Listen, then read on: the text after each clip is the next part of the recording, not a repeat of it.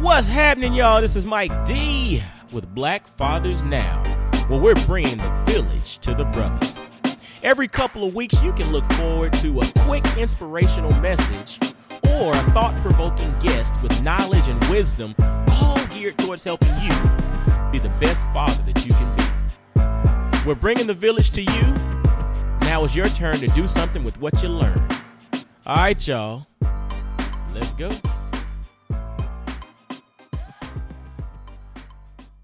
Fellas, what's poppin'? This is Mike D with Black Fathers Now, and I have a unique brother on today who's going to inspire you, who has some stuff that really is going to inspire your kids, but he's bringing a really cool perspective to the table, and I really had to bring him on to share with the fellas so that we can, get our stuff together, but then also support each other and really kind of change the paradigm of how we operate. And let me jump into his bio just for you all to get a little glimpse of what we got going on today. We have my man, A.D. Largie. Largie, correct? Largie, yeah. Yeah, A.D. Largie. And A.D. is a New York-based businessman and author. He's the founder of Kemet Toy and Game Company, a children's content publisher. A.D. is a dedicated father with a background in finance, accounting, and he's a serial entrepreneur. Now, as a serial entrepreneur, he has a wide range of experience in retail and food, but he's now focused on the business of automated trading algorithms, e-commerce, and publishing. AD founded Kemet Toys with a mission to fill the diversity gap in the children's content market. The signature product of Kemet Toys is an amazing line of children's books with over 100 titles. Wow, 100 titles scheduled for publishing within the next calendar year. He loves to create beautiful products for kids, and they are also designed to be loved by parents. Fellas, warm welcome to my man, A.D. Largie. How you doing, my man? Oh, great, man. Beautiful, wonderful, man. Thanks for having me. No doubt, my brother, no doubt. Happy to be here. Yeah, man, I appreciate you for taking time out of your schedule, man. You got a lot going on to share some insight and wisdom with the brothers, man. And I'm gonna tell you, it's the tagline of Black Fathers Now is bringing the village to the brothers, and the village comes in the form of insight, inspiration, and wisdom. And for you, your background is amazing. I mean, you finance, accounting, and then all the entrepreneurial stuff. What spawned that, man? Tell us a little bit more about your background and kind of what spawned your entrepreneurial spirit. Yeah, but I'll answer that in a second. But before I do, I just want to kind of commend you on the Black Fathers Now platform because, first of all, I think that is well needed, and I just want to commend you, brother, for bringing that to the table because it's something that's well needed, and we're here to support you. That's what's up. Thank 100%. You. But as far as entrepreneurship and kind of how I got into it. I always wanted to be an entrepreneur. That was always my dream. And I remember, when I was 16 and my 16th birthday, and my dad asked me, so, what do you want to be? And I told him, I want to be rich. I want to be a millionaire. And I went to college and everything, and I worked. I worked in the corporate sector and stuff. And I just knew that wasn't the way to do it. That's not the way to do it. And I've always kind of targeted small to medium-sized businesses and worked with companies where I can really have like a personal relationship with the owner or the CEO. And I've done that on purpose. And a lot of those same men that I've worked for their businesses, they're now either clients of mine or friends of mine or investors of mine. And that was all done on purpose, and so I've made a choice that that's the type of life I want to live, and whether I'm successful at it or not, I'm okay with the results. But I just wanted to live that way, and I think for black men in particular, I think entrepreneurship should be like the primary focus because being that we're faced with so much with discrimination and obstacles. Just in the general society, but also in the business world, in the business environment, even small things like, you've ever been in a work environment and people use the word like, I'm uncomfortable. It's not even a racist thing per se. It's more like they want to work with they want to do business with people who they go out with and party with and have fun with. And know So they'll rather go with a guy that they feel comfortable with, even though he may not be as talented as you, but they're comfortable with him. They feel they know him, and they rather go with that than with you, who may be better on paper or whatever, or maybe more talented, but they don't know. They haven't been out with. They haven't had drinks with. They haven't gone gambling with in Vegas, or they haven't done these. So it's more a like level of comfort, and that it's a level of comfort, And I think we're facing that now in Silicon Valley. I know they've faced a lot of criticism for lack of diversity in tech, and they're actually trying to fix it, I guess, because of the criticism. But I mean, that's basically what it is. I mean, who started Silicon Valley? It's young white dudes and from the suburbs, and they're comfortable with who they're comfortable with. They don't have a lot of exposure to a lot of. Let me jump in right there, because what's interesting, and this is a concept that has always kind of been present for me in any conversation that I have with folks in regard to this particular subject matter. Exposure leads to opportunity, and I think what you've just highlighted is the fact that depending on a particular industry or depending on a particular environment, folks tend to gravitate to folks that they're comfortable with. And if you've not had much experience outside of your circle, I mean, if we're all honest, the vast majority of people hang out with a lot of folks that are very similar to themselves. So therefore, if you look at that, that's the type of person you tend to attract. That's the type of person that you tend to gravitate to, because you're comfortable in that environment. But once you stretch yourself and get outside of that, like you mentioned, international travel. Like my wife and I have done some international travel as well. And what's cool about that is, and when we travel, we like to go and dive in with the people. We like to integrate ourselves with the place that we're currently located, so we can learn from folks. We can experience the food, experience the language, experience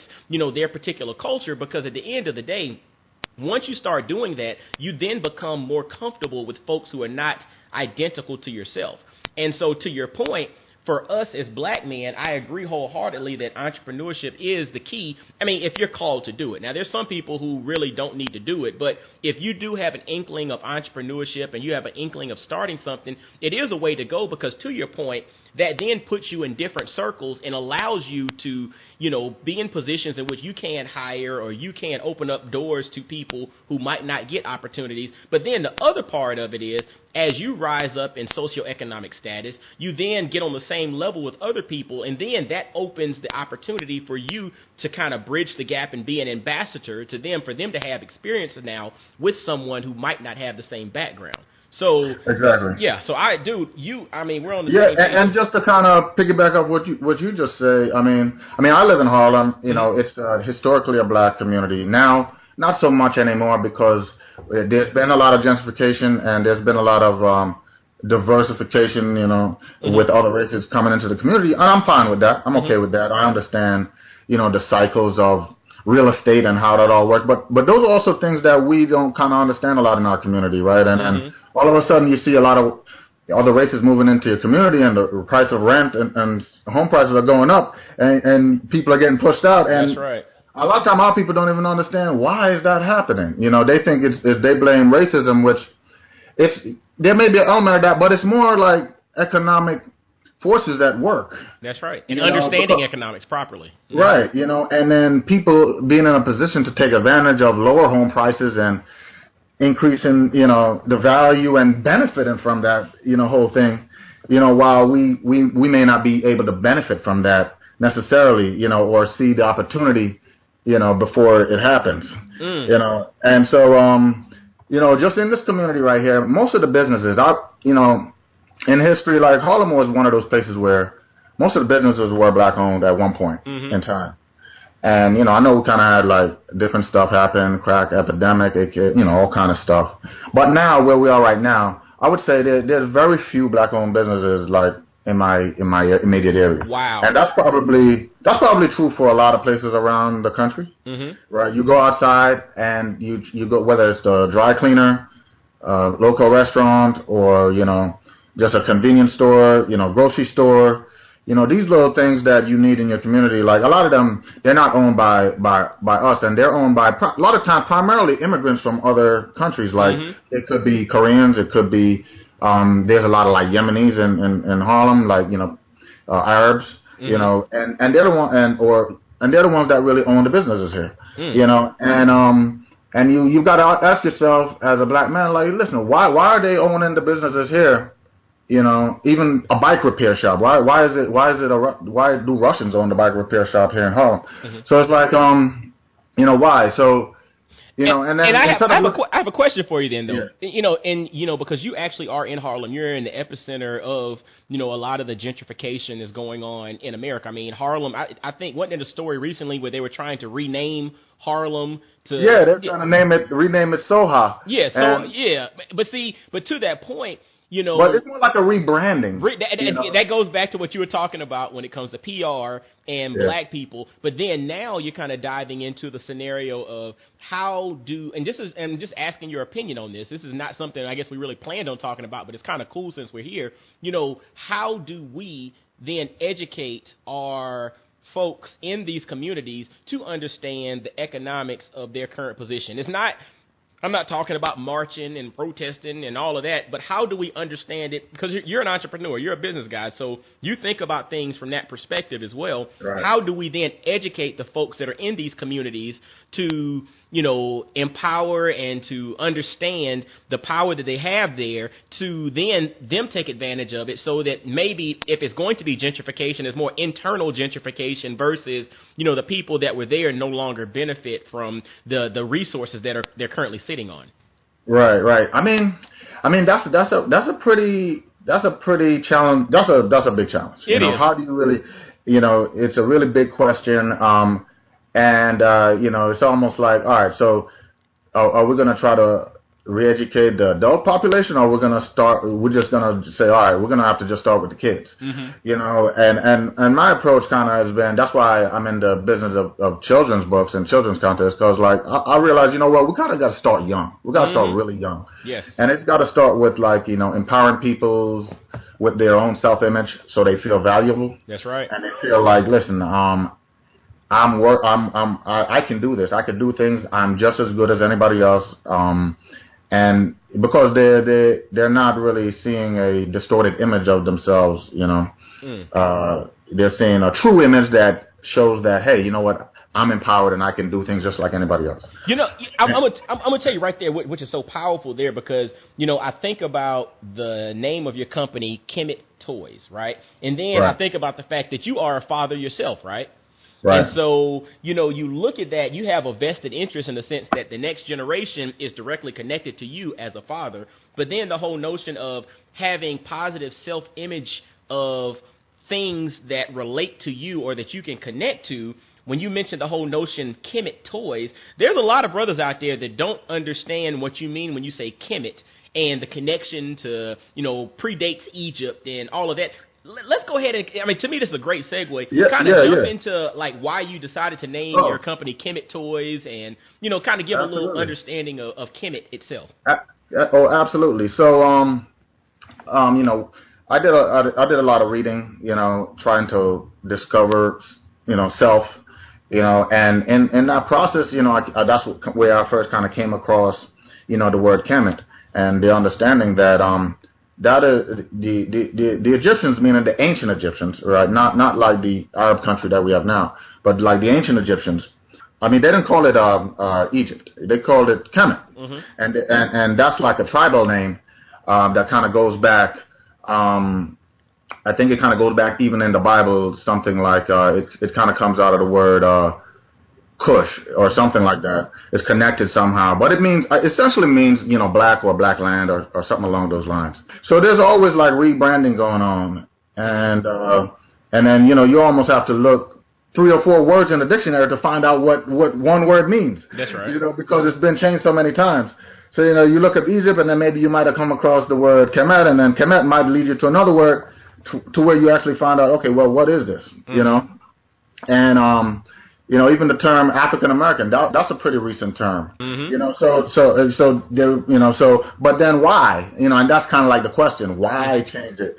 And it's not just a name. There's a reason. There's an agenda. Mm-hmm. There's an objective as to why. And there's a lot of other people research, their own as far as what happened with that, because there's definitely some research out there. Mm-hmm. But there's always a reason. But so the whole notion of Kemet Toys, though, like your rationale behind going that route is just getting back to the original root, or what was your inspiration for naming Kemet Toys? yeah, to kind of get back to the original root of who we are. Hmm. You know who we are, and being able to tell that story for ourselves. And I'm such a big proponent of being the narrator of your own story.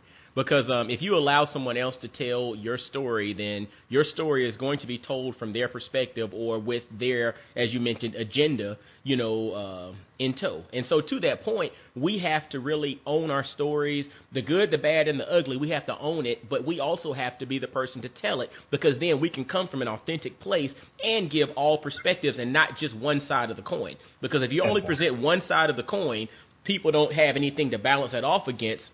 And then from that point forward, you just have a tainted perspective because you only get one side. If you and I are talking and something comes up in conversation, but people only hear your perspective on it, then they don't get the full context of the discussion. Whereas they need to Yeah, hear the whole thing for them to really understand where we're coming from. So I commend you on the name Kemet Toys, man. And that's something, brothers, if you're not familiar with Kemet, when I say Kemet, I mean Kemet, definitely do some research and understand Kemet and understand, the history of Egypt prior to it being called Egypt. And, there's a book that I read that was pretty interesting. It's called Stolen Legacy.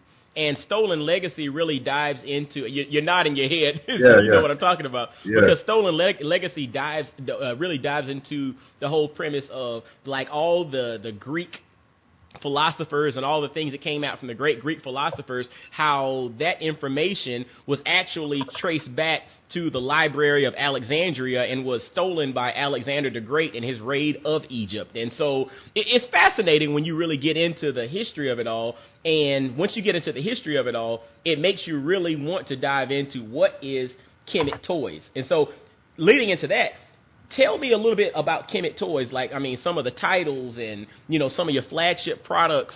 Talk to us a little bit about Oh, Kemet Toys. okay, absolutely. So, you know, uh, Kemet Toys was really inspired by me becoming a father, Mm-hmm. and design. In the process of being a father and going out there and looking for products and books, children's books, and because I used to read, I'll still read to my son, at bedtime or whatever, and just looking for books that I know that he's going to enjoy, and but I'm also very careful of the images that I'm showing him, Mm. and so I was kind of looking, I'd go to the bookstore and I would see, you can see like maybe 100 titles on the bookshelves in the kids book section, and there might be one or two like non-white faces in these books, and and then I kind of dug deeper into it, and the research basically shows that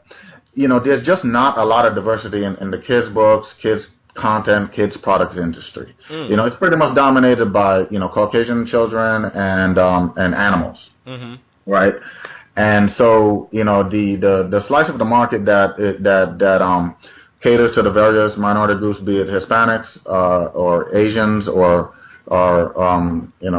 African Americans, Black people, is very small, and it's just and there if you do some digging, you'll find that there are some books out there, but you have to go and really dig and find, and you have to really look for it. That's right. That's right. It's not just readily available for you. You have to really go and look for it. So I looked at that, as an opportunity, and I figured, what, there must be a lot of other parents like me, and and the content is not really readily available. So, I looked at it as an opportunity to create some of that content and create some of those products that would be available, and that will be not just like historical. Like, for example, you could go out and you could find a kid's book about, let's say, Martin Luther King or somebody like that. Not just that, but also they have to be fun. They have to be cool. That's right. It Has to be relevant. Yeah, it has to be relevant and things that kids want. So that's what I aim to produce. So some of our titles right now, we have 5 kids books titles out right now. There's 2 books about inspired by the NBA Finals. Mm-hmm. There's a book about LeBron James. I have a series called The Boy Who Would Grow Up to Be, and a series called The Girl Who Would Grow Up to Be. Okay. And so right now we have 2 books under that kind of like series. The Boy Who Would Grow Up to Be LeBron James, and The Boy Who Would Grow Up to Be Stephen Curry. Mm-hmm. And the idea is just to kind of tell their childhood story, in language that a kid would understand, but also, pull out, the inspirational story that, the inspiration that the struggles they went through to become who they are. From a child, from, let's say, Steph being small and not being, big and tall, and a lot of people saying, hey, you can't make it to the league because, you're too small, not being highly recruited by, the big colleges, but then eventually becoming one of the best players. That's right. Or like a LeBron James who, didn't have a dad growing up. Life was kind of hard, kind of bounced around from house to house, him and his mom really struggling, to becoming LeBron James, Right. And they're inspirations and things that kids can learn from those stories, but it also will be entertaining and it'll be fun.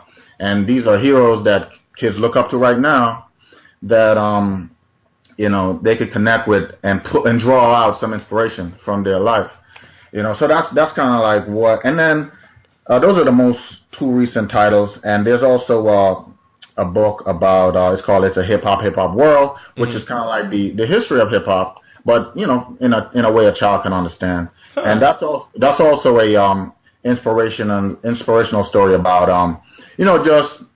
the struggles that we went through in creating the new thing called hip hop. That's right. That's right. And that was a struggle. That was definitely a struggle. And from it being something that wasn't accepted in the beginning to it becoming like extremely successful and highly commercial, and going through the various stages that it went through to the point now where we have all these different types, and the fact that it's all around the world now. That's right. It's in Korea. It's in it's mainstream. Africa. It's 100% mainstream. Yeah. And people are making it's on Broadway. Every TV commercial is a kid breakdancing. So how did it actually get? That's something that we created, from our culture, and gave to the world, and and our kids could be like inspired by it, and even though me as a parent, I'll admit, I don't listen to much hip hop right now. It's a lot different than what the hip hop I grew up on, but that's right. But it doesn't mean that there's nothing good about it, right. Or there's nothing that your kid could really learn from it. There's plenty, So try to have a message, but also I'll try to make sure that the books are visually beautiful. Make sure that the illustrations are beautiful and cool and awesome and amazing, and because that's what really will attract kids and have them be interested in seeing the book because it looks great, And so basically you're utilizing relevant figures or relevant topics, but just making them cool, illustrating them nicely so that it basically draws the kid in to want to learn more about it. And what's interesting about when you mention like Steph and LeBron, how you're basically taking something that everybody might feel like they know everything about, but really going deeper into their story and using their story as an inspiration to the kid reading it. And it's not just about talking about the basketball, it's the underlying story behind the actual character. So Absolutely. I dig that 100%, my man. Yeah, so there's that aspect of it, but then there's just the aspect of just stories that are not necessarily connected to any of our heroes or any of our history. Could be a fictional story or a fictional character, but it features a diverse cast. It features characters that our kids could relate to. Characters that they think are cool. Like if you go on Netflix right now and you go to the kids section and pull up all the cartoons, you'll be lucky if you see a couple with any black kids in it. Wow. And they have hundreds of kids cartoons on Netflix. And even same thing with Amazon. You go on Amazon, you go to the kids cartoon section, and out of 200 like kids cartoons, you may see like 2 with black kids in it. Well, I got a question. So, right now, you're creating products that are, it seems to be primarily books and things of that sort. Is like multimedia something that you're looking to dive into? Absolutely. So the vision for Kemet Toys is to we're going to start with books because we want to focus on books are kind of like the easiest thing to produce, but also they're achievable. It's a goal that as a company we can achieve, and we could do it well and focus on it and do it really well. But then we can still parlay those same stories and those same characters into animation into cartoons and multimedia later on. Mm-hmm. So that's definitely the plan. Awesome, man. Awesome. And you also mentioned that the goal is to produce 100 titles over the Right. next calendar year. Man, Absolutely. that's an audacious goal, my brother. That's It awesome, is. though. It is. So, I mean, it's all planned out. All the titles are planned out. Everything is kind of planned out, and it's on schedule. It's on pace. So, we probably be putting out new titles every month. The next series, I'll give you guys a little preview, is going to be kind of focused on the human body. So, so the next title is coming out is called My Strong Muscles. Mm-hmm. So the book is all about muscles. And, kids are fascinated by muscles and being strong. You got the character of the Incredible Hulk that everybody loves. My son loves his Hulk. He's got his Hulk bike helmet over here. So, but teaching kids about their muscles, and informing them, about their muscles and why they're so amazing, And then we're going to do things like that, a series of books where we'll talk about subjects, not necessarily. They'll be subject-based, not necessarily character-based. We will do a lot more character-based books, but subject-based where kids can learn, but then you also got the cool graphics of a strong guy, flexing his muscles, and kids love that. That's right. So, That's right.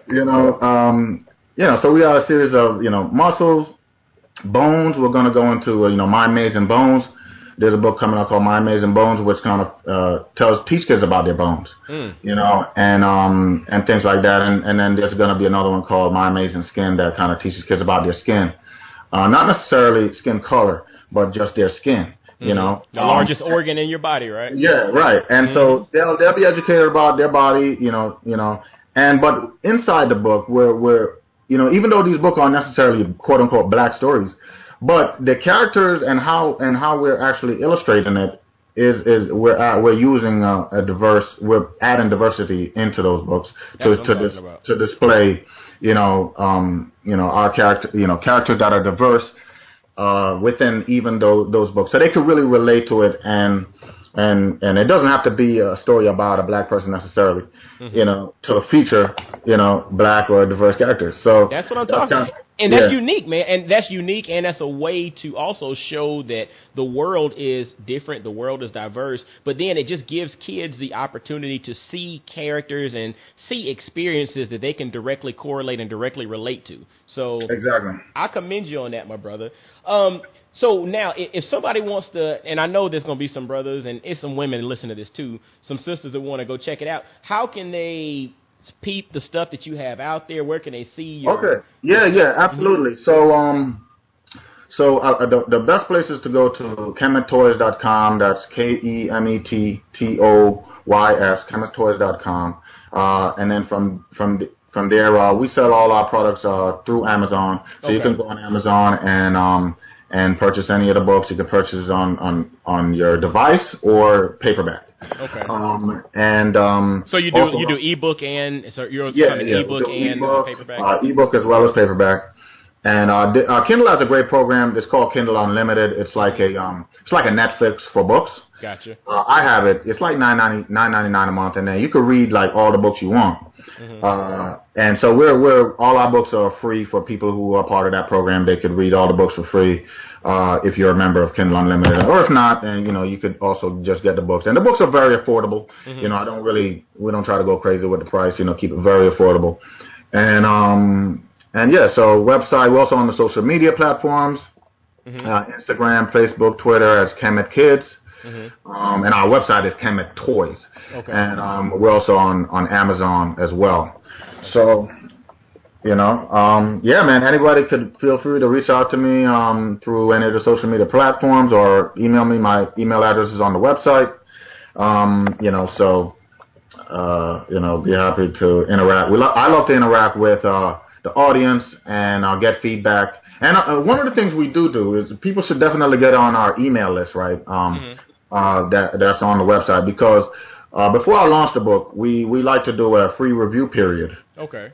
Where people can actually get to check out the book before it's launched and give us feedback, and also they'll be having an opportunity to actually leave a review on Amazon after they've read it, and naturally we want you to leave a 5-star review. Yeah, most definitely. but we try to we do send it out to our mailing list in advance. Like we have like a 3-day free review period where people can download it on their Kindle or on their iPhone or whatever, check it out for free and read it to their kids, and before it actually goes live for sale. Yeah. So we like to do that with every title. Awesome. Hey, now check this out, fellas. Now, definitely, y'all visit KemetToys.com and sign up for the email list so that you can get first dibs on the new products. And like you said, he's going to release 100 over the next calendar year. So definitely go ahead and sign up for the email list, and you can get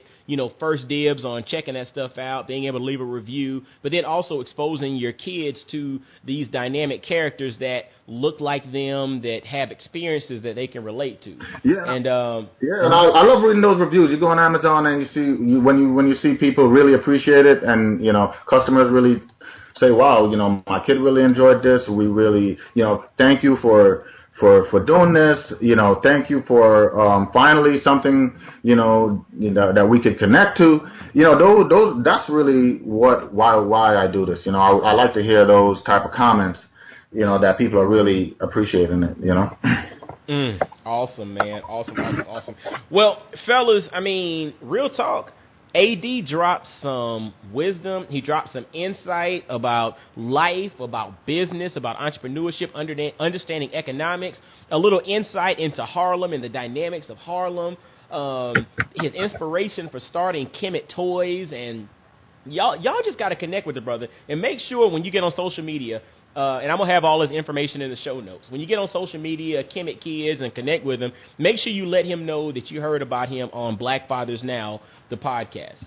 I mean, AD, I want to commend you, brother, man. You keep doing what you do, man. Keep inspiring the masses. Keep creating. We got to have more brothers who create stuff. Keep assisting and helping others create their stuff, and just keep putting that stuff out there, man, because definitely the more the merrier. And it's kind of like the rising tide raises all boats. Definitely your tide is rising, and I'm trying to attach my boat to what you got going on, my brother. Yeah, and you know what? It's all, as you said, it's community, and I'm here to support you too. So I'm definitely gonna be promoting, Black Fathers Now as well. Because I think it's a amazing thing that you're doing is well needed. Awesome, man. Well, I appreciate it, brother. Now, fellas and ladies, because I know that some of y'all listening, definitely follow AD. Visit KemetToys.com. Follow him, Kemet Kids, on all the social media platforms. Let him know that you heard about him on Black Fathers Now.